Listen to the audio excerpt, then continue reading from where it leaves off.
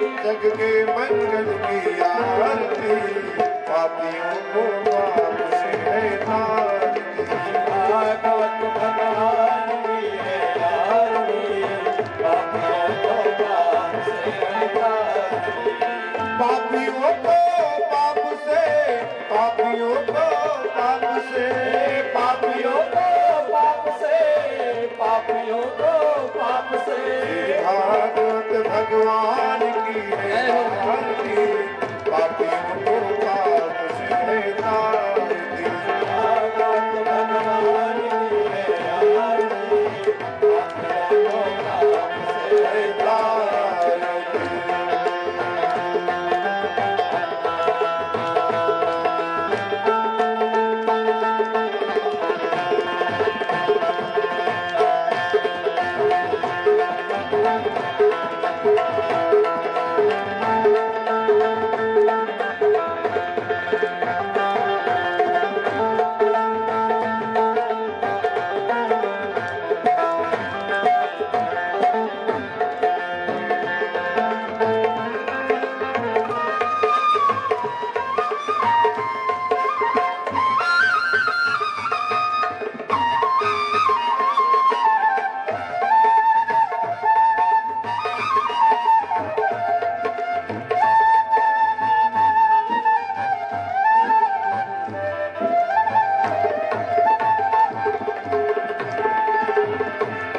यह शांति दिन पावन पुनीत पापों को मिटाने वाला है, हर दर्श कराने वाला है। शांति गीत पावन पुनीत पापों को मिटाने वाला है, हर दर्श कराने वाला है। यह सुख करनी यह दुख हरनी, यह सुख करनी यह दुख हरनी, यह सुख करनी यह दुख हरनी, यह सुख करनी यह दुख हरनी। श्री मधुसूदन की आरती, पापियों को पाप से है तारती। श्री भागवत भगवान की है आरती, पापियों को पाप से है तारती। पापियों को पाप से,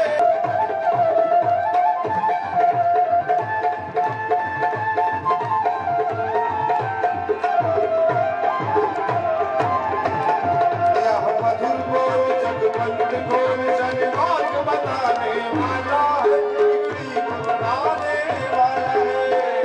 बोल सनबंध बोल सन्मार्ग बताने वाला, बिगड़ी को बनाने वाला है। श्री राम ही घनश्याम यही, श्री राम ही घनश्याम यही, श्री राम ही घनश्याम यही, श्री राम ही घनश्याम यही। प्रभु की महिमा की आरती, पापियों को पाप से है तारती। श्री भागवत भगवान की है आरती, पापियों को पाप से है तारती।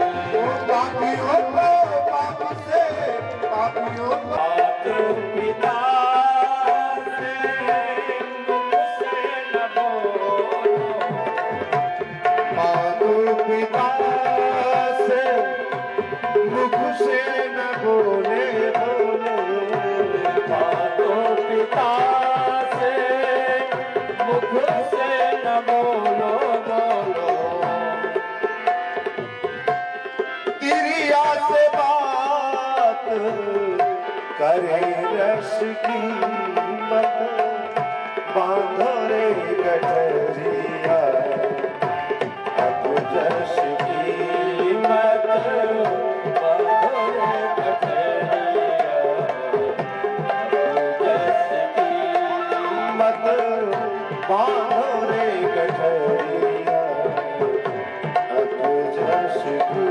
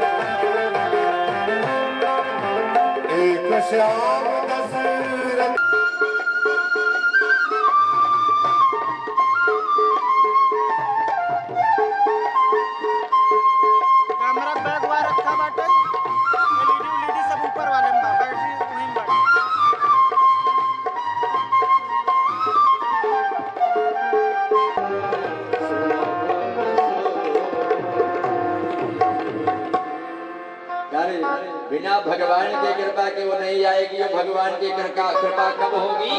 जब आप सत्संग करेंगे। तो किम श्रेय, मनुष्य के मुख्य श्रेय का साधन क्या है? भक्ति। कृष्ण भक्ति ही परम श्रेय। भगवान के कमलवत चरणों में भक्ति करो, चाहे जैसे करो, चाहे इच्छा से चाहे अनिच्छा से, चाहे श्रद्धा से चाहे अश्रद्धा से, चाहे मन से चाहे बेमन से, लेकिन करो। बिना भक्ति किए काम नहीं चलेगा। और शास्त्र सारः कह, शास्त्र की सार वस्तु क्या है?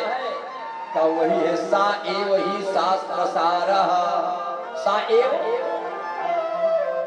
बहुत गुड़ चीज है। तो सा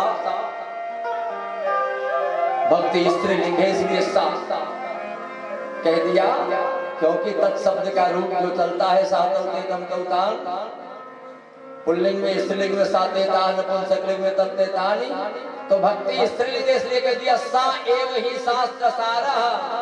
सामान्य वही भक्ति ही शास्त्र की सार वस्तु है, वही करो। स्वावतार प्रयोजनम, भगवान के अवतार का प्रयोजन क्या है? भगवान का काम क्या है? क्यों आए यहाँ धराधाम पर? स्वावतार प्रयोजनम का प्रयोजन तो लोग सामान्य भाषा में कहते हैं। गीता में भी भगवान ने कहा है ना, यदा यदा हि धर्मस्य ग्लानिर्भवति भारत अभ्युत्थानं परित्राणाय साधूनां विनाशाय च दुष्कृतां धर्म संस्थापनार्थाय संभवामि युगे युगे। क्या रे? और इसको गोस्वामी दास ने अपनी भाषा में कह दिया कि जब जब हो ही धर्म के हानि, जब जब हो ही धर्म के हानि, जब जब हो ही धर्म के हानि, जब जब हो ही धर्म के हानि, बढ़ई असुर अधम अभिमान, बढ़ई असुर अधम अभिमानी, तब तब धरि प्रभु विविध शरीरा, तब तब धारी प्रभु विविध शरीरा, तब तब धरि प्रभु मनुज शरीरा, तब तब धारी प्रभु मनुष्य शरीरा, हरहि कृपा निधि सदन मेरा।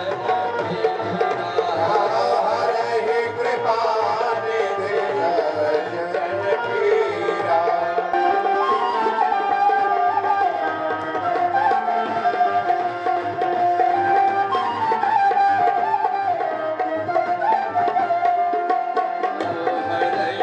हरहि कृपा निधि सज्जन पीरा, हरहि कृपा निधि सज्जन पीरा। इतना बड़ा आयोजन बेचारे भगत जी अमरनाथ जी ने इतना बड़ा आयोजन रखा है। अगर इस आयोजन के लिए एक एक काम के लिए बाजार जाएंगे तो कितने दिन में इनकी व्यवस्था होगी? संभव है? एक बार में लिस्ट बनाते हैं और लिस्ट बना करके एक बार में बाजार जाते हैं, सारा सामान लेकर के आ जाते हैं। एक एक काम के लिए जाते रहेंगे तो क्या संभव है कि इनका कार्य हो सकता है? ऐसे प्यारे भगवान किसी एक काम के लिए इस धराधाम पर नहीं आते। मैं नहीं कह रहा हूं, शास्त्र कह रहा है। गोस्वामी दास जी ने भी कहा है ना, राम जन्म यही कारण हुई निर्मितम कही जाए ना सोई। भगवान का अवतार इसीलिए हुआ है, ऐसा नहीं कह सकते।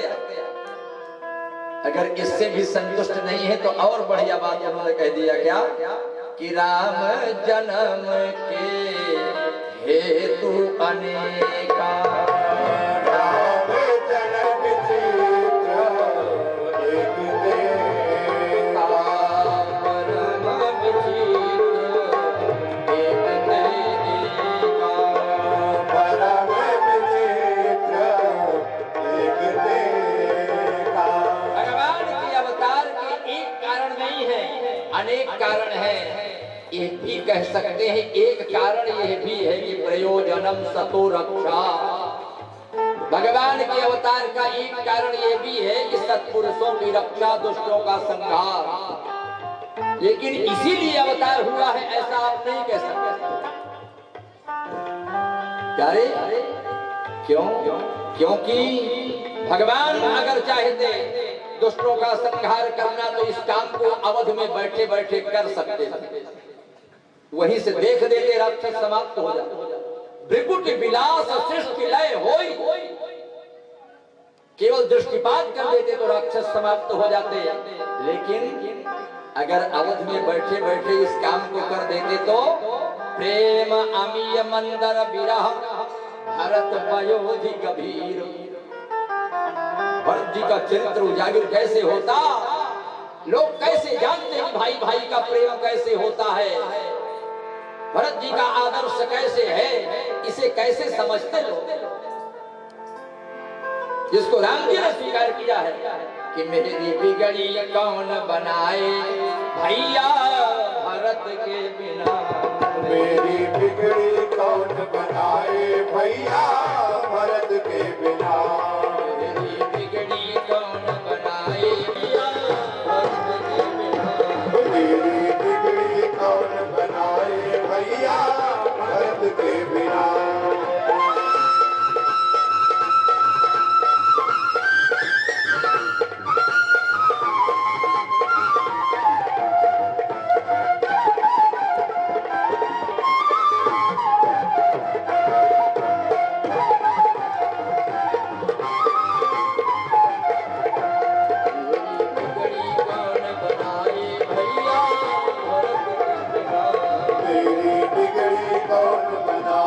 भैया भरत के बिना,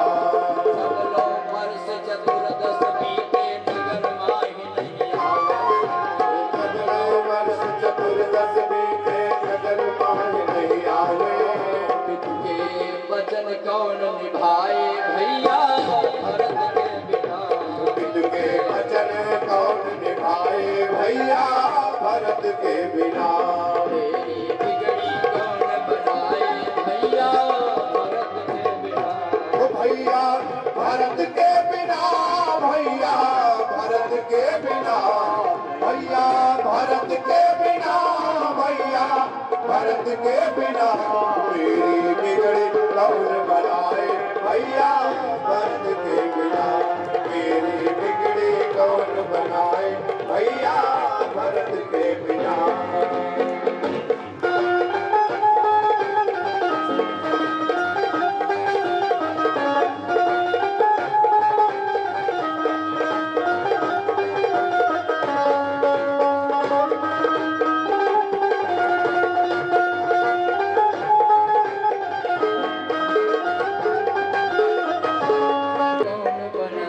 भैया भरत के बिना।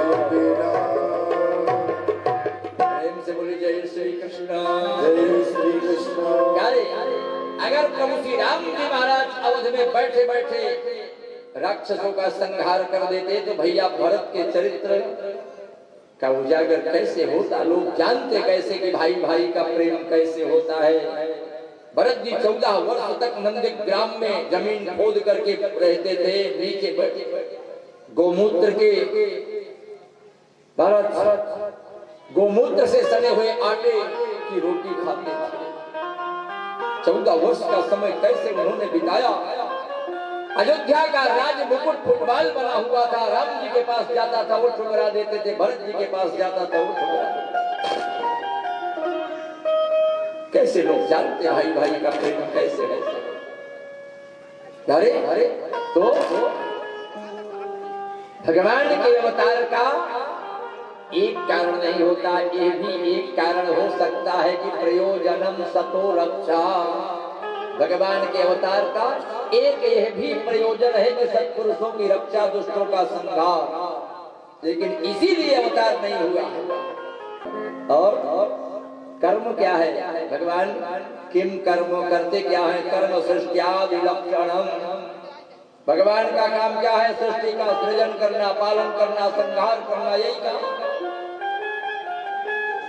और भगवान के अवतार कितने हैं, अवतार की चर्चा तो छोड़ो, अवतार भगवान के अवतारा असंख्या, भगवान के अवतार तो असंख्य हैं, इसकी कोई गणना नहीं है। भगवान कहते ये यथा माम प्रपद्यन्ते तथैव भजाम्यहम्, जो जिस रूप में मुझे भजता है, जहां भजता है वहीं मैं उपस्थित हो जाता, उसी समय तत्काल में वही, क्योंकि अहम भक्त पराधीन, मैं स्वतंत्र नहीं हूं, मैं भक्त के आगे। लेकिन भागवत में 24 अवतारों की चर्चाएं हैं। भगवान के 24 अवतार हैं। जो पहला सनकादिकों का अवतार है, सनक सनंदन सनातन सनत कुमार। दूसरा अवतार भगवान का 12 अवतार है। तीसरा नारद अवतार है। चौथा भगवान का नर नारायण अवतार। पांचवा भगवान का कपिलावतार। छठवां दत्तात्रेय अवतार। सातवां यज्ञावतार। आठवां भगवान का ऋषभावतार। नौवां पृथुकावतार। 10वां मत्स्यावतार। 11वां भगवान का कूर्मावतार। 12वां धनवंतरी का अवतार। 13वां भगवान का मोहिनी का अवतार। 14वां भगवान का नृसिंहावतार। 15वां वामनावतार। 16वां भगवान का परशुरामावतार है। 17वां भगवान का व्यासावतार। 18वां रामावतार। 19वां भगवान का बलदेवावतार। 20वां भगवान का श्री कृष्णावतार। 21वां भगवान का श्री हरि का अवतार। 22वां हंसावतार। 23वां बुद्धावतार और 24वां कल्कि अवतार। भागवत में 24 अवतारों की चर्चाएं हैं प्यारे। बाकी भगवान के अवतार असंख्य, भगवान के अवतार असंख्य हैं, इनकी गणना नहीं है। और जब धर्म कम शरणं गतः, जब भगवान स्वधाम गमन किए तो धर्म किसका आश्रय लिया? ब्रूहि योगेश्वरी कृष्णे ब्रह्मणि धर्म वर्मणि स्वाम काष्ठमधुनोपेते धर्मः कम शरणं गतः। धर्म किसका आश्रय लिया? धर्म भागवते स्थितः। धर्म इसी भागवत में समाहित हो गया प्यारे। लेकिन तस्मादेकेन मनसा भगवान सात्वतां पति श्रोतव्यः कीर्तितव्यश्च ध्येयः पूज्यश्च नित्यदा। धर्म भागवत में समाहित हो गया प्यारे। लेकिन एक मन से इसका अगर चिंतन करिए, तस्मादेकेन मनसा भगवान सात्वतां पति, 9 प्रकार की भक्ति है। श्रवणं कीर्तनं विष्णु स्मरणं पाद सेवनम अर्चनम वंदनम दास्यम सख्यमात्मनिवेदनम। ये 9 प्रकार की भक्ति है प्यारे। 9 माह एकौ जेके हुई, कोई जरूरी नहीं कि 9 भक्ति अपना लो। महाराज परीक्षित के पास एक प्रकार की भक्ति थी, केवल श्रवण भक्ति। जब उनके चरणों में प्रार्थना किया सुखदेव स्वामी की कि प्रभु बताइए मेरा कल्याण कैसे होगा, मेरी अकाल मृत्यु होगी, सर्वदंश से मेरी मृत्यु होगी, बताओ। क्या नहीं परेशान होने की जरूरत नहीं। कहा प्रभु तब क्या करें? क्या केवल श्रोतव्यः कीर्तितव्यश्च ध्येयः पूज्यश्च नित्यदा। जो मैं कह रहा हूं इसे सुनो बस, और कुछ मत करो। श्रोतव्यः मंतव्यश्च, जो भी मैं कह रहा हूं तुम इधर उधर दिमाग मत ले जाओ, मेरी बात को सुन लो बस, खाली तुम्हारा उद्धार हो जाए। परीक्षित ने केवल सुना है सुखदेव जी की बात को बस, और कुछ नहीं। सुनने से उनका कल्याण हो गया और कुछ उनको करना नहीं पड़ा प्यारे। व्यास जी के आश्रम में नारद जी का आगमन हुआ। नारद जी आए, तस्यैवं खिलमात्मानं मन्यमानस्य खिद्यतः कृष्णस्य नारदोऽभ्यागात् आश्रमं प्रागुदाहृतम्। घूमते फिरते नारद जी बीड़ा बजाते हुए टहलते रहते थे, स्थिर तो कहीं होते नहीं। पहुंच गए व्यास जी के आश्रम में। द्वापर में पराशर से उत्पन्न व्यास जी उनके पास पहुंच करके कहते महाराज बताइए तुम इतने तपस्वी, इतने साधक, लेकिन तुम्हारे मन में शांति नहीं है। नारद जी की और व्यास जी की वार्ताएं चल रही थी। कहा व्यास जी ने बताया कि महाराज वेद एक था पहले, ऋग्वेद, जिसका विभाजन 4 भागों में किया व्यास जी ने। ऋग्वेद, यजुर्वेद, सामवेद और अथर्ववेद 4 शिष्यों को पढ़ाया, पैल, वैशंपायन, जैमिनी और सुमंतु को। फिर भी मन में शांति नहीं हुई। पंचम वेद के रूप में महाभारत की रचना किया। जो वेद सुनने के अधिकारी नहीं है उनके लिए महाभारत की रचना किया, उससे भी शांति नहीं मिली। इतिहास पुराण की रचना किया, भूगोल खगोल की रचना किया, 17 पुराणों की रचना किया, लेकिन मन में शांति नहीं है। तब मैया पार्वती जी आ जाती है। उसी समय प्रार्थना करती हैं शंकर बाबा। ये वार्ताएं चल ही रही थी, उसी समय पार्वती जी टपक पड़ी, प्रभु मुझे ऐसी कोई कथा सुनाओ जिससे हमारा आपसे कभी विछोड़ न हो। हर कथा के रचयिता प्रणेता आदि कवि भूत भावन भोलेनाथ शंकर है। रचना वही है, रचनाकार वही है, रचना वही करते हैं, लेकिन हम लोगों के सरीके वो है नहीं। जहां 2 पैसे की जतन देखे वही तख्ता लगा के बैठ गए। जिस चौराहे पर, जिस मोड़ पर देखे कि है कुछ जतन, वहीं बैठ गए कथा करते करते। ये गुण शंकर जी में नहीं है, लेकिन है वही कथाकार सही। हम लोग तो पतिंगा हैं, सही कथाकार शंकर बाबा है, रचनाकार वही है ना।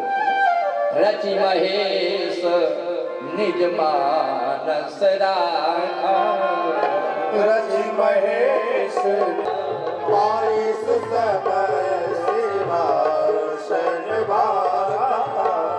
आई सुसमय सिंहासन भागा, आई सुसमय सिंहासन भागा। रचि महेश निज मानस राखा। कारी मिलता है, उनकी कथा सुनने वाला अधिकारी जब मिलता है। अधिकारी सब नहीं होते।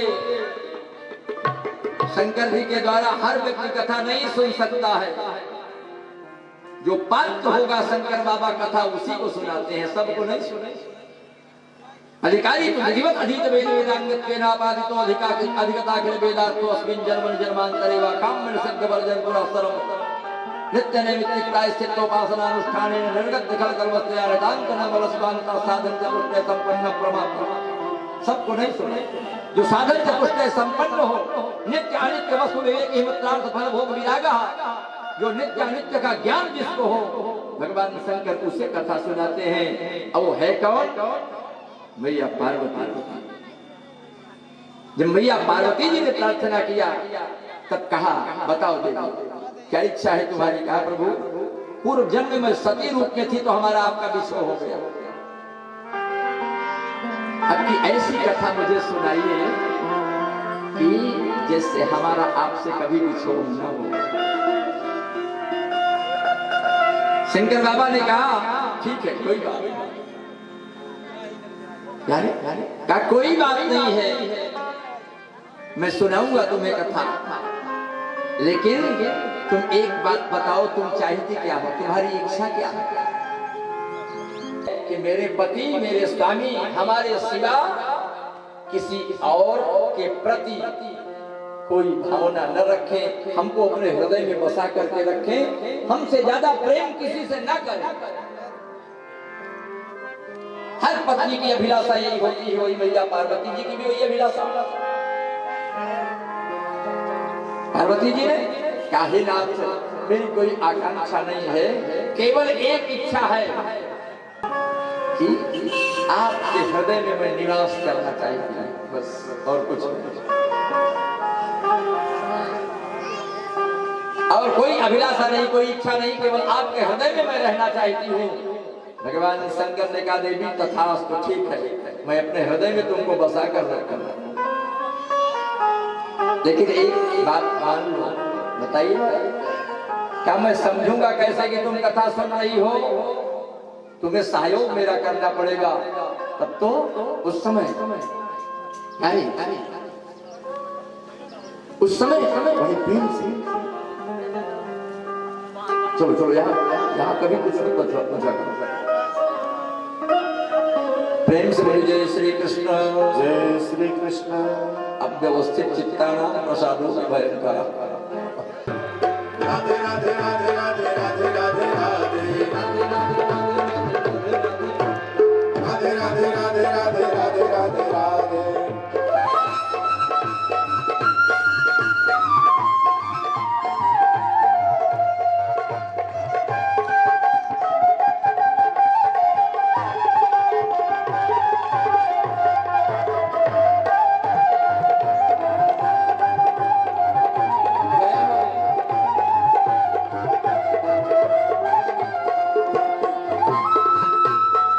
बाहर एक बिगली डंडा पड़ा हुआ था।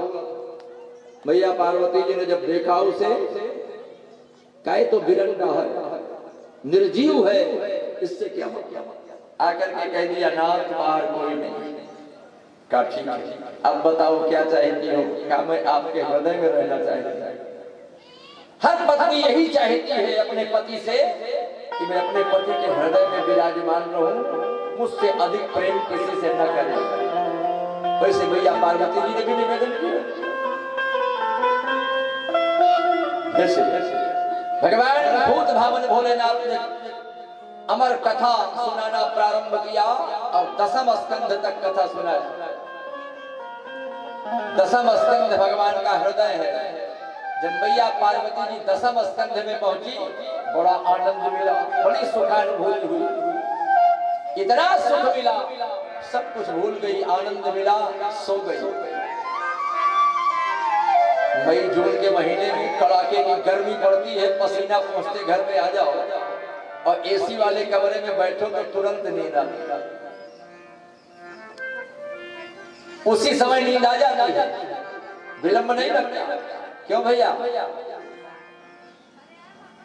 उसी समय तत्काल मैया पार्वती जी इतना आनंदित हो गई, इतना भाव विभोर हो गई, दसम स्कंध में प्रसन्न हो गई, इतना आनंद उनको मिला, इतनी सुखानुभूति हुई, मिली, नींद आ गई, सो गए, मस्ती में सो गए। एकादश स्कंध इतना नीरस है, उसमें नींद आ ही जाती है। मुक्ति स्कंध है, जब कृष्ण और उद्धव संवाद,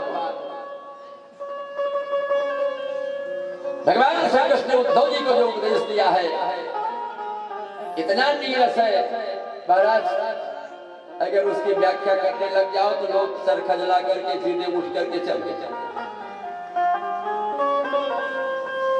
नींद आ ही जाती है, सो जाते हैं, मन नहीं लगता उसको सुनते। वैसे भैया पार्वती जी भी सो गई। भागवत की कथा अवर कथा समाप्त हुई, जैसे शांत हुए वैसे उनकी नींद खुल गई। जाकर प्रणाम किया, कहा महाराज मैं मुक्ति स्कंद नहीं सुन पाई, एकादश स्कंद कृष्णोद्धव संवाद में नहीं सुन पाई। भोलेनाथ ने कहा देवी तुमने मुक्ति के लिए मुझसे नहीं वादा किया, तुमने मुझसे ये नहीं कहा था कि मैं मुक्त होना चाहती हूँ, तुमने कहा था मैं आपके हृदय में रहना चाहती हूँ, तो मैंने अपने हृदय में स्थान दे दिया तुमने। भाई जो तुमने वादा किया था बस उतने पर अड़िग रहो तुम। पर मुझे ये बताओ वो कौन था जो मेरा सहयोग कर रहा था? तुमने तो मुझसे बताया कि बाहर कोई है नहीं। आवेश में आ गए तुरंत शंकर बाबा, उठा लिया त्रिशूल, आवेश में आए। तब मैया पार्वती जी ने हाथ जोड़कर प्रार्थना किया, नाथ आपका नाम शंकर है, ये क्या कर रहे हो? शंकर माने शिव माने कल्याण, सम कल्याणम करोति शंकरः, आप कल्याणकारी देवता है नाथ, लोगों का कल्याण करने के लिए है। आपका नाम आशुतोष है, आशुतोष आशु शीघ्रम तुष्यति, सबसे जल्दी प्रसन्न होने वाले देवता कौन है? शंकर बाबा। एक लोटा जल 3 पत्ते का बेल पत्ते चढ़ाए खुश, बताओ क्या चाहिए? नाम उनका भोले है ना, भोले। जैसे आपने कहा भो ले, बोले बताओ कौन होगा इतना सरल देवता। जैसे कहा भोग तिल्ले तुरंत लिए खड़े हैं, आप कह नहीं पाए उनसे बातें। वो भोले ऐसे कल्याणकारी देवता। भैया पार्वती जी ने कहा ना आप ये क्या कर रहे हैं। भगवान गलितम चांडम जीवहीनम यास्ति वै श्री भागवत पीयूष सेका जीवम अवाप्तवान अधुना देव देवेश मां क्रोधम कुरु शंकर। ए शंकर क्रोधम ना करो, अब क्रोध मत करो इस पर, क्योंकि जब मैंने इसे देखा था गलितम चांडम निर्जीव था, जीवहीन विहास्ति तभी निर्जीव था, इसमें कुछ था नहीं तत्व। फिर कैसे हुआ का श्री भागवत पीयूष से कहा जीवम अवाप्तवान। भागवत की कथा के प्रभाव से निर्जीव सजीव हो गया। इसलिए हे नाथ अब क्रोधम मा करो, अब इस पर क्रोध मत करो, क्योंकि आपकी प्रार्थना जो की जाती है, लोग जो प्रार्थना करते हैं वो आपको क्रोधावतार नहीं कहा गया है, आपको करुणावतार कहा गया है। क्या रे? जो स्तुति करते हैं बहुत बढ़िया उपजात छंद में भगवान शंकर की जो स्तुति होती है, लोग कहते हैं ना कर्पूर गौरम करुणावतारम संसार सारम भुजगेन्द्रहारम सदा वसंतम हृदयारविंदे भवं भवानी सहितं नमामि। उपजात छंद बहुत बढ़िया है। उपजात और बंदा क्रांता दो छंद ऐसे हैं, छंद को छंद की शैली में अगर पढ़ा जाता है तो बहुत आनंद आता है। अब आजकल छंद की शैली में पढ़ने की महाराज वो नहीं है, छंद नहीं पढ़ते लोग, छंद पढ़ते हैं।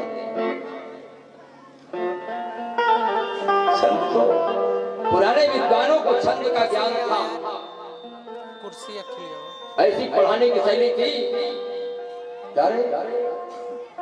गुरु जी वगैरह हमारे पिताजी वगैरह ऐसे पढ़ाते थे, आज भी मुझे याद है वो सब एक लाइन ले लेते। साहित्य के बड़े अच्छे विद्वान, छंद की शैली मानिक चंद गुरु जी इतना बढ़िया बताते थे, एक एक शब्द प्रस्फुरित करते थे, इतनी बढ़िया शैली थी। अब हम सब तो छंद पढ़े नहीं, हम लोग तो छछंद पढ़े हैं, छछंद के युग में पैदा हुए। छंद वाले भी वो लोग थे पुराने विद्वान। छंद की तो शैली क्या लगी मस्त गुरु लघु चरकार भाज गुरु प्रोरादि लघु या जो गुरु मध्य गतो लघुद्या सोंद गुरु कदितोंद लघुता। मंदा क्रांता मंद मंद पढ़ा जाए और उपजात दोनों समतुल्य छंद। मंदा क्रांता शांताकारं भुजगशयनं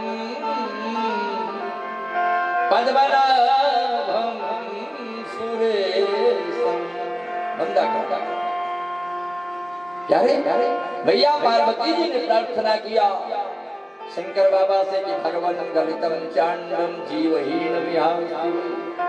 जब मैंने इसे देखा था तब ये निर्जीव था, अब सजीव हो गया।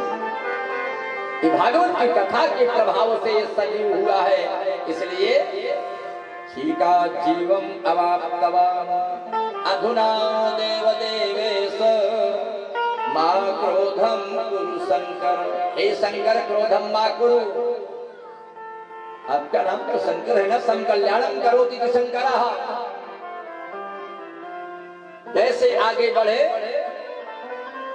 वो सुख सावक जो निर्जीव था, विगलित अंडे के रूप में पड़ा था, वो सजीव हो गया। भयभीत होकर के भगा। व्यास जी की पत्नी पिंगला जमहाई ले रही थी, उनके मुख में प्रवेश कर गया। और जब प्रवेश कर जाता है 12 वर्ष समय अपना बिताया उसने। व्यास जी परेशान हो गए। एक दिन सुख सावक ने गर्भ से कहा, महाराज मैं बाहर नहीं निकलूंगा, बाहर आऊंगा तो माया का प्रभाव चपेट, माया की चपेट में मैं आ जाऊंगा। और माया है ही नहीं, माँ माने नहीं या माने जो नहीं है उसी को माया कहते हैं। भगवान कहते तदीया माया माम, तुम हमारी माया हो, मैं माधव हूँ। भगवान को माधव कहा जाता है। माया या दवा, जो माया पर अधिकार प्राप्त करे वो माधव। क्या तुम हमारी माया हो? और माया है क्या? माया महाठगनी हम जानते। माया होती किस लिए है? क्या ठगिहारी है, ठगने के लिए होती है, ठगने के लिए। क्या प्रभु जब आप जानते हो कि ये ठगने के लिए होती है माया, तो इसका बहिष्कार क्यों नहीं कर देते? इसको हटा क्यों नहीं देते? समाज से अलग कर दीजिए। क्या प्यारे, इसी माया से ही मैं ठगता हूँ। जो माया पाते हैं ना, माया के चक्कर में भूल जाते हैं सब कुछ, सब भूल जाते हैं। बिरले होंगे, बिरले लोग होंगे ऐसे जो माया पाने के बाद भी माधव को याद करें। कहा ये महाठगनी है, लेकिन ये मेरी माया है, इसलिए इसी माया से मैं ठगता हूं लोगों को। क्यों? वेश्या 16 श्रृंगार करती है, अलौकिक श्रृंगार करती है। क्यों करती है भाई इतना श्रृंगार? वही श्रृंगार करके लोगों को ठग करके चली जाती है। जब तक पैसा रहता है लोगों के पास तब तक उसको ठगती है वो, और पैसा खत्म हो गया तो प्यारे ठोकर मार कर चल दिया। और जब तक पैसा है तब तक वो ठगती रहती है। कार्य ठगने के लिए है। जो माधव की शरण में रहेगा प्यारे, उनका चिंतन करता रहेगा, वो नहीं ठगाएगा। और जो उन्हें छोड़ देगा, केवल माया के ही चक्कर में रहेगा, वो ठग जाएगा। प्रेम से बोले जय श्री कृष्ण, जय श्री कृष्ण। ऐसे नहीं निकलूंगा बाहर। व्यास जी ने तपस्या किया जाकर, और तपस्या करके भगवान नारायण को प्रसन्न किया, और प्रसन्न करके उनसे त्रिवाचा कहलवाया। यार हर व्यक्ति चाहता है कि मैं भले कष्ट सह लूं, लेकिन मेरा बेटा कष्ट न सहे। हर आदमी की चाहत होती है, लालसा होती है, हर आदमी ये चाहता है। सब कहते हैं, लोग देहाती भाषा में कहते हैं भाई हमको बड़ा तकलीफ सहे, बहुत कष्ट झेले, लेकिन मेरा बेटा सुखी रहे, इसलिए मैं चाहता हूँ भूखा दूखा रह करके। कहते हैं देहाती भाषा में कि 2 कमरा सोचे सही बनवाए दे, इनको छाया हो जाए, ये तो रहा है आराम से। हम तो झेले पुरिया में रह करके हमने जीवन बिताया, ठीक है, लेकिन हमारा बेटा तो कम से कम खुशहाल रहे। हर आदमी सोचता है। व्यास जी ने इतनी तपस्या किया, चाहते तो माया से परे हो जाते हो। वही कहते थे प्रभु मैं माया मोह से दूर हो जाऊं, लेकिन ना अपने लिए नहीं मांगा वो वरदान, बेटे के लिए मांगा कि बेटा खुशहाल रहे। हम चाहे साइकिल से चले, लेकिन ऋण कर्जा काट के मोटरसाइकिल का दे लेके खरीद दे तो कम से कम हमारे जीवन में सुखी रहा। क्यों? ऐसे व्यास जी ने भी भगवान नारायण को प्रसन्न करके त्रिवाचा कहलवाया, जाइए सत्या संतु मनोरथा, जाइए तुम्हारा मनोरथ पूर्ण। 3 बार जैसे कहा वैसे व्यास नारायण ने वैसे त्रिवाचा कहा, वैसे सुखदेव स्वामी बाहर निकले और निकल कर चल दिए। नावा व्यवहार लिए बच्चा पैदा होता है तो पैदा होने के बाद उसको तुरंत, जब तक बच्चे का नाला नहीं काटा जाता तब तक सूतक नहीं लगता है। सूतक तब लगता है जब नाला काट दिया जाता है तब। इसलिए नालों का संस्कार और नांदी मुख श्राद्ध होती है। जब जात का नांदी मुख श्राद्ध हो जाती है, जीवा पर बीज मंत्र लिखा जाता है बच्चे के कि विद्वान हो, मेधावी हो, और गुरु बाबा को बुला करके, विद्वानों को बुला करके नांदी मुख श्राद्ध कराते हैं। पितर संतुष्ट हो, कि हमारे यहाँ उत्सव का समय आया है तो हम सबसे पहले अपने पितरों को याद करें। इसलिए नंदी मुख श्राद्ध की जाती है हर शुभ काम में। वैसे ही तब उसके बाद नाला काटा जाता है, नालोच्छेदन होता है, तब सूतक लगता है, तब फिर कोई काम नहीं होता। जनना शौच में, मरना शौच में जब कपाल क्रिया होती है तब सूतक लगता है। ये तो ब्राह्मणों के आगे मृत स्थाने द्वार जैसे पांच चतुष्पथ और चितायाम 5 पिंडा तक वो महाराज 100 ही रहता है, उसको प्रेत की संज्ञा नहीं मिलती। 6वें पिंड में जब जल जाती है लाश, अस्थि संचय निमित्त जब पिंडदान दिया जाता है तब सूतक लगता है, तब उसको प्रेत की संज्ञा मिलती है। इसलिए जब कपाल क्रिया होती है तब सूतक लगता है मरना शौच में, और जनना शौच में जब नालोच्छेदन होता है तब सूतक लगता है। ब्राह्मणों के लिए दशाहा सुखदृत्येषु कलु शास्त्रस्य निर्णय 10 दिन का सूतक लगता है, चाहे जनना शौच हो चाहे मरना शौच हो। लेकिन मरना शौच में सूतकम न निवर्तन्ते सपिंडीकरणम, बिना जब तक सपिंडन नहीं होता है तब तक उसे सूतक से निवृत्ति उसकी नहीं होती है। ये तमाम अलग का विषय है। मेरे कहने का मतलब कि सुखदेव स्वामी पैदा हुए, उनका कोई संस्कार नहीं हुआ, ना तो नालोच्छेदन हुआ, जात कर्म संस्कार, नांदी मुख श्राद्ध कोई नहीं हुई, नाला बेवाला लिए चल गई। माया मुंह से परे हैं और व्यास जी हाथ जोड़ करके पीछे विह्वल होकर के बुलाते दौड़ते चले जा रहे, बेटा लौटाओ लौटाओ लौटाओ। यम प्रव्रजंतम अनुपेतम उपैत कृत्यम द्वैपायनो विरह कातर आविर्भाव पुत्रेति तन्मयतया स्तरवोऽभिनेदुः तं सर्वभूत हृदयं मुनिमानतोऽसु।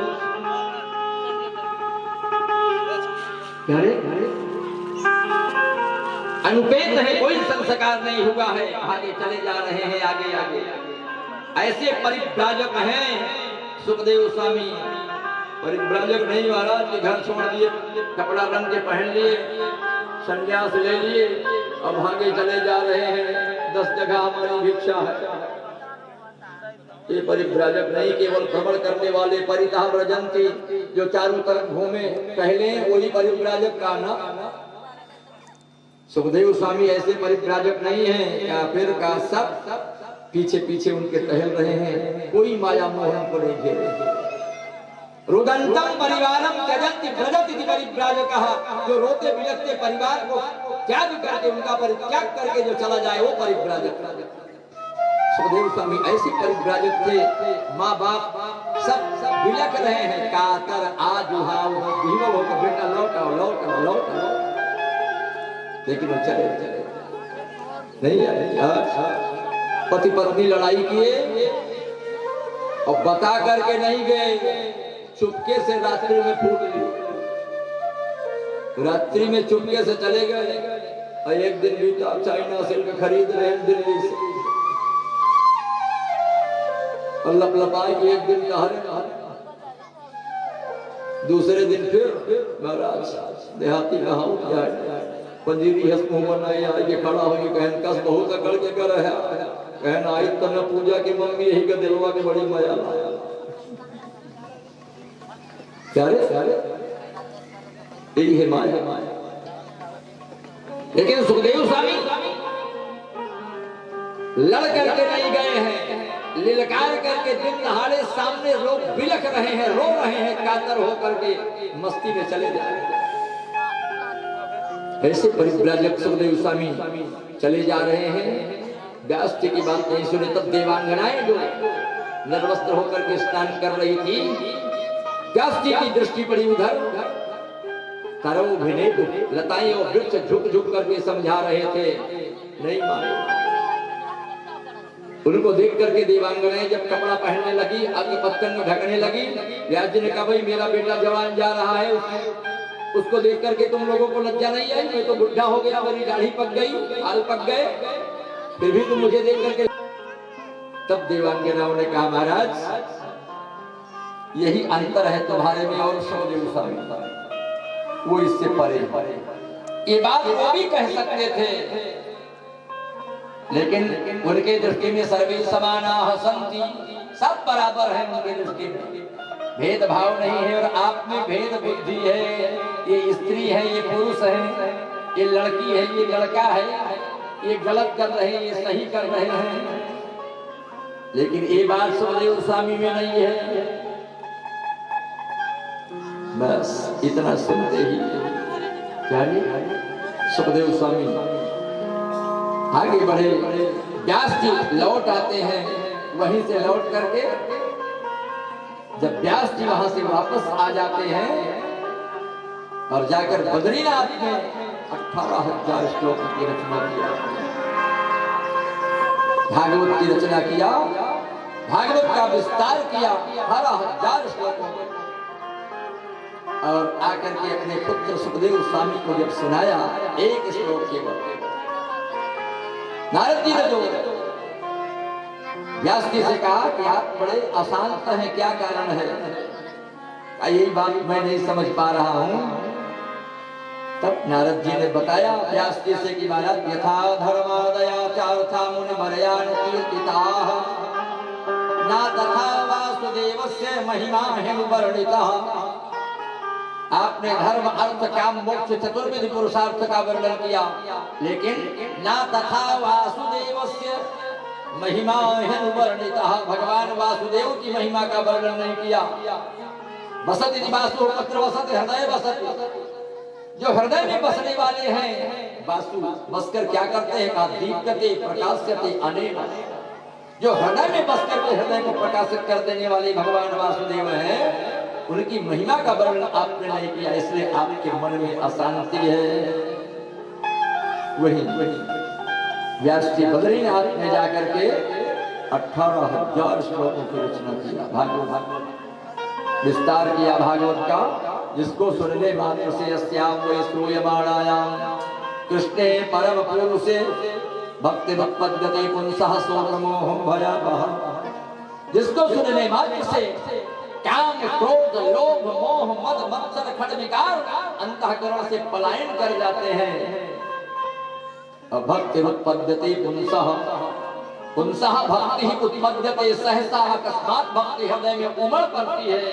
ऐसी भागवत की रचना किया व्यास जी ने, और केवल 2 श्लोक सुनाया। जैसे उनके शिष्य ने व्यास जी के जंगल में सुखदेव स्वामी 2 श्लोक जैसे सुनते हैं वैसे बाहर आ जाते हैं, फिर से सुनाओ, फिर से सुनाओ। केवल अहो बकीयम तनकालकूटम जिघांसया पायेत प्रसादि लेभे गतिं धातुचितां ततोन्यम कम वा दयालुं शरणं व्रजे। कम सुखम, भगवान कितने दयालु है, उनकी दयालुता का कितना वर्णन किया जाए, जितना किया जाए उतना कम है। अहो बकीयम स्तनकालकूटम, बकी राक्षसी पूतना। मैंने वादा किया था कल कि समय से ही कथा बंद कर दूंगा, विलंब नहीं करूंगा, इसलिए आज समय से ही मैं 1:30 बजे बैठ गया व्यास गद्दी पर। इसलिए मैं समय का ध्यान दूंगा, समय पर विराम दे दूंगा, भले सूची क्रम बताते हुए आगे बढ़े, विलंब नहीं करूंगा, क्योंकि मैं चाहता हूं सब लोग प्रसाद लेकर के जाएं और समय से अपने स्थान पर। बूढ़े बुजुर्ग लोग आते हैं तो इनको दिक्कत होती है रास्ते में, इसलिए समय का ध्यान देना चाहिए। बहुत जल्दी केवल 10-15 मिनट में, मत सोचिएगा कि महाराज जी कल की तरह फिर भी आज विलंब करें। प्रेम से बोले जय श्री कृष्ण। भगवान को पिलाया, अब भगवान कितने दयालु हैं। जिघांसया पायेत प्रसादि, जो मैया देवकी को, मैया रोहिणी को, मैया यशोदा को जो स्थान जो पद मिला बाद में, वो पूतना को पहले मिला। भगवान कितने दयालु। कम वह दयालुं शरणं व्रजे, वो कितने दयालु हैं, उनकी शरण में जाओ, पहला। दूसरा बरहा पीडम नटवर बभु कर्णयोः कर्णिकारं बिभ्रदभाव सह कनक कपिशं वैजयन्तीं च मालां रन्ध्रान् वेणो रधर सुधया पूरयन् गोपवृन्दैः वृन्दारण्यं स्वपदरमणं प्राविशद गीत कीर्ति। भगवान वैजयंती की माला पहन करके वृंदावन में जब हम प्रवेश करते हैं तो उनकी कीर्ति का गान होता है। ऐसे बरहा पीलक बरही को धारण मोर पंख को पहन भगवान मोर पंख ही को धारण करते हैं। क्या है श्रृंगार के लिए तो बहुत सी चीजें हैं ना, कुछ भी पहन सकते, लेकिन मोर पंख धारण करते हैं क्यों? क्योंकि मोर निष्काम होता है और कन्हैया भी निष्काम है। कन्हैया योगेश्वर नहीं कहा गया है, तो योगेश्वरेश्वर कहा गया है। यो योगियों के अधीश्वर है, ये नहीं है। गोपियां कहती है लाला हम तुम्हारी दासी, हम काम की दासी नहीं है, हम तुम्हारी दासी। और कैसी दासी है? हे सूरतनाथ ते अशुल्क दासी का, हे सूरतनाथ हम तुम्हारी बिना टका मोल की दासी है, कुछ टका दाम पैसा न लगे, हम ऐसी तुम्हारी दासी हैं। सूरतनाथ ते अशुल्क दासी का, बिना पैसे मोल दाम की दासी हूँ लाला। ये काम मुझे सताए जा रहा है, मैं इनकी दासी नहीं बनना चाहती, मैं तुम्हारी दासी बनना चाहता हूँ। और कन्हैया ने काम से कहा कि दोबारा तुम्हें मौका नहीं दूंगा, पूरा खुली छूट है, अपने पराक्रम सपंकर के साथ अपना पराक्रम दिखा लो। अंत में परास्त होकर के उसे भागना। इसलिए कन्हैया को योगेश्वरेश्वर कहा गया है। मोर निष्काम होता है, मोर कभी सहवास नहीं करता। जब नाचते में अपनी मस्ती में मोर आता है, नाचते नाचते जब मस्त हो जाता है तब उसके मुख से झाग निकलती है। तो जब झाग निकलती है तो मोरनी उस झागों को खा लेती है, और खा लेती है तो गर्भिणी हो जाती है।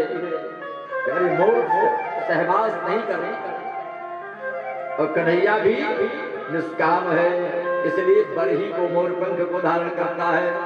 नटवर नहीं है वो, नटवरों में बर है, श्रेष्ठ है। ब्रज का हर वाला नटवर है, लेकिन कन्हैया नटवर नहीं है, नटवरों में बर है, श्रेष्ठ है। वैजयंती की माला पहनता, वैजयंती माने नहीं लकड़ी वाली। तुलसी कुंद मंदार पारिजात सरोरुहै पंचभी ग्रथिता माला मनमाला सुशोभिता। तुलसी कुंद मंदार पारिजात और सरोरुह, ऐसी 5 प्रकार की गुथी माला पहन करके कन्हैया वृंदारण्यम स्वपदरमणं प्रापिशद गीत कीर्ति। अथवा यूं कह लीजिए श्वेतैः पीतैः तथा रक्तैः हरितैः नीलवर्णकैः पुष्पैरेवि सुगन्धैश्च हरत् वैजयन्त्यस्ति मालिका। ऐसी वैजयंती की माला पहन करके कन्हैया वृंदावन में प्रवेश करता है, उसकी कीर्ति का गान। जय श्री कृष्ण, जय श्री कृष्ण। भागवत की रचना हुई, क्या रे सुखदेव स्वामी बाहर निकले, फिर से सुनाओ, फिर से सुनाओ। व्यास जी के शिष्य ने कहा हमारे गुरुजी ने ऐसे ऐसे 18,000 श्लोकों की रचना किया है, क्या मुझे भी सुनाई? क्यों नहीं सुनाई? चलो चलो। क्या रे व्यास जी के पास आकर सुखदेव स्वामी भागवत श्रवण करते हैं। महाभारत काल आया, महाभारत काल में सब क्या रे लोहा ले सम्मान गए कि काम होगा। दुर्योधन ने लांछन लगा दिया पितामह भीष्म के ऊपर। मेरी सेना में इतने बड़े बड़े योद्धा हैं, जिसकी सेना में पितामह भीष्म नेतृत्व कर रहे हो, आचार्य द्रोण हो जिसकी सेना में, कुलगुरु कृपाचार्य जिसकी सेना में हो, उस सेना का संहार हो रहा है और पांडवों का एक बाल बांका नहीं हो रहा है, तो लगता है आप पक्षपात कर रहे हैं।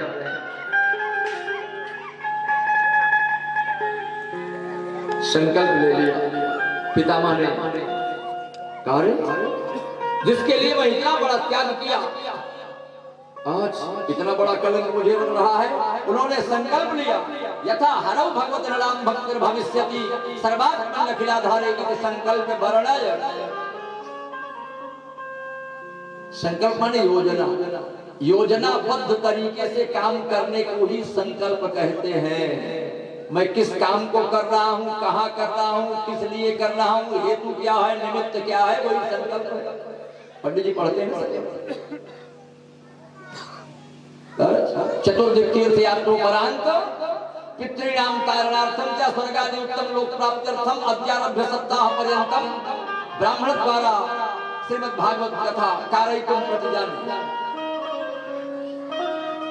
योजना बन गई, मैं अपने पितरों की मुक्ति के लिए चतुर्दिक तीर्थ यात्रा करके उस तीर्थ यात्रा का विराम होना चाहिए, उसकी संपूर्ण फल प्राप्ति हेतु फल प्राप्ति के लिए, अपने पितरों की मुक्ति के लिए मैं इस भागवत की कथा को कर रहा हूँ। यही मेरा हेतु है, यही है संकल्प। वैसे पितामह ने संकल्प ले लिया, मैं कल पांडवों में से एक का वध करूंगा। हाहाकार मच गया, युद्ध विराम हुआ, सब अपने अपने डेरे पर गए, विश्राम कर रहे हैं। कन्हैया को नींद नहीं आई, पहुंच गया पांडवों के डेरे पर, खटखटाया। अरे जब खटखटाया जाकर के द्रौपदी आई, बताओ तुम निश्चिंत होकर के सो रही हो, तुम्हें मालूम नहीं है 5-5 पति तुम्हारे हैं, और कल संकल्प लिया है पितामह ने पांडवों में से एक का वध करूंगा, और तुम निश्चिंत हो। द्रौपदी ने कहा महाराज हमें इसकी परवाह नहीं। क्यों? हमें चिंता नहीं उनकी, उन्हें चिंता हमारी है। हमारी नाव के रक्षक सुदर्शन चक्रधारी है। निरुत्तर हो गया कन्हैया अर्जुन के पास। अर्जुन तुम निश्चिंत होकर के सो रहे हो, तुम्हें मालूम है क्या प्रभु मुझसे क्या मतलब उससे? अरे कहा फिर क्या हुआ? अर्जुन ने कहा मुझे उसकी कोई परवाह नहीं प्रभु, वो आपका काम है। कन्हैया ने कहा ये क्या कहा तुम? कहा अब सौंप दिया इस जीवन का सब भार तुम्हारे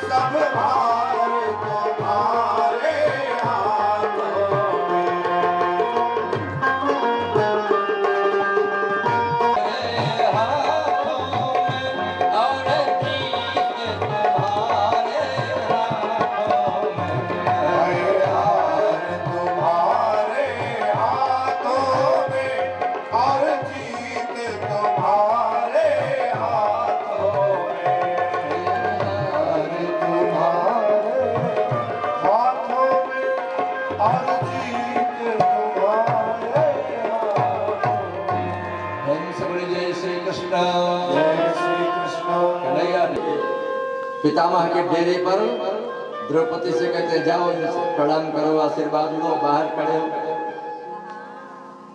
जैसे जाकर के द्रौपदी ने प्रणाम किया, पितामह ने अखंड सौभाग्यवती भव, अखंड सौभाग्यवती भव, अखंड सौभाग्यवती भव कहा।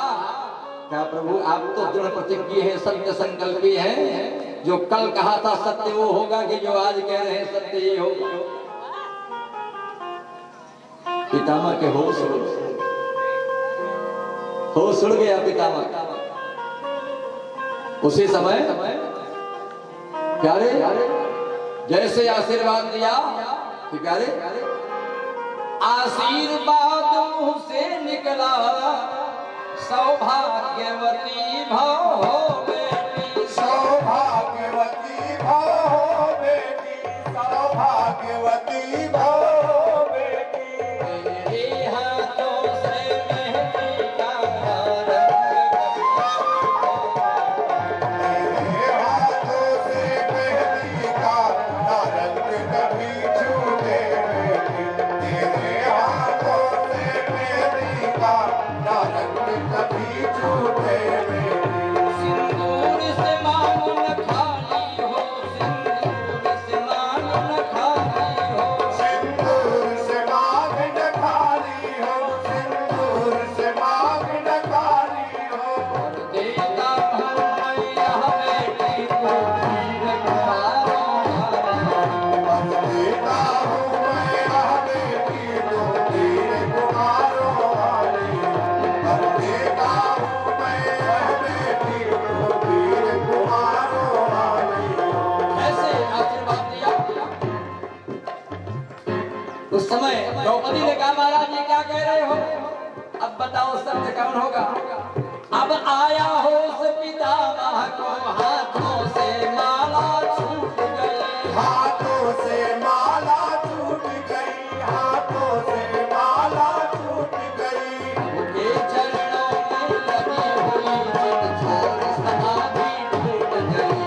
के चरणों में लगी हुई चितचोर समाधि टूट गई, के चरणों में लगी हुई चितचोर समाधि टूट गई। अरे, पितामह ने कहा ये क्या हुआ, का बदला बेटा को कहाँ छुपा इस जगह तुझे लाने वाले, ये बताओ कहाँ गया छलिया, दूसरा कोई नहीं हो सकता है तुझे यहाँ पहुंचाने वाला। अरे उस समय पितामह के होश हो गए। बाहर जाकर के जब देखा ड्योढ़ी का रंग निराला था, ड्योढ़ी का रंग निराला था, ड्योढ़ी का रंग निराला था। उस समय पितामह के होश उड़ गए। देखते हैं चरणों में जाकर लिपट गए, छलिया छलने को आया है, छलिया छलने को आया है, छलिया छलने को आया है। कहते हैं द्रौपदी का जूता था पीताम्बर के पीताम्बर के घोड़े में, उनकी गंगा का भाव लिए वो लगे पितामह पूर्वे गंगा का भाव लिए वो लगे पितामह घोड़े में। पितामह के होश हो गए। उस समय तो प्यारे कहते हैं भक्तों की रक्षा करने को दासी का वेश बनाया था पीताम्बर का। प्यारे पीताम्बर का घूंघट डाले वो खड़ा बांसुरी वाला था। दिलकार करके पितामह ने कहा हे द्रौपदी अब तुम्हारा कोई बाल बांका करने वाला नहीं। हे द्रुपद सुता मेरी बेटी जाओ अब विजय तुम्हारी है, है जाओ अब विजय तुम्हारी है, जाओ अब विजय तुम्हारी है। पतियों का पालन बांका हो अब रक्षक कृष्ण मुरारी। पतियों का पालन बांका हो अब रक्षक कृष्ण मुरारी, पतियों का पालन बांका हो अब रक्षक कृष्ण मुरारी।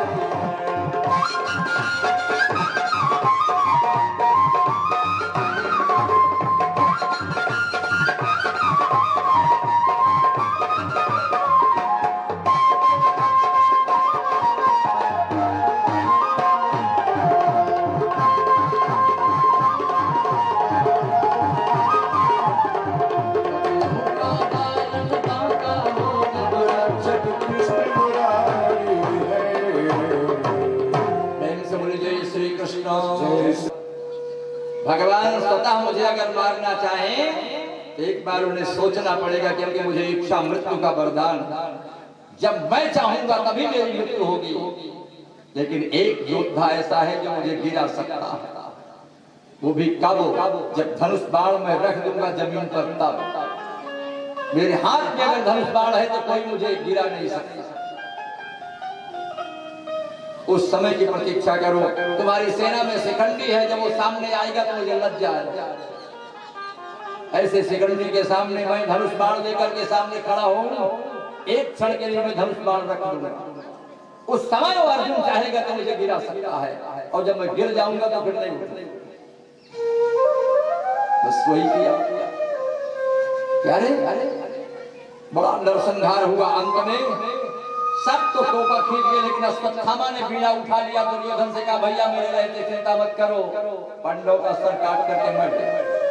पांडव का सर तो नहीं काट पाया, लेकिन नवजात शिशुओं का, पांडव की आकृति का जो था, उनके नवजात शिशुओं के दुर्योधन को ये अभिशाप था कि जब हर्ष और विषाद दोनों दृश्य एक साथ उपस्थित होंगे तभी उसकी मृत्यु होगी। नवजात शिशुओं का सिर काट करके ले गया वो, दुर्योधन के हाथ में लिया, देख करके हाथ में लिया कोमल से, अरे गगन अपराध तुमने किया, पांडव वंश सूना कर दिया। और इधर जानकारी हुई, अर्जुन दौड़ करके अश्वत्थामा को पकड़ लिए। जब उनको जानकारी हुई, घसीट करके मारना चाहे, द्रौपदी कहते मुच्यताम मुच्यताम में समरहमणो नितराम गुरु। ब्राह्मण पैदाइशी गुरु होता है, जन्मजात, इसलिए ब्राह्मण वध योग्य नहीं होता है। ये क्या कर रहे हैं? और फिर ऐसे व्यक्ति की हत्या तुम करने जा रहे हो जो तुम्हारे गुरु का पुत्र है। आत्मा वही जायते पुत्र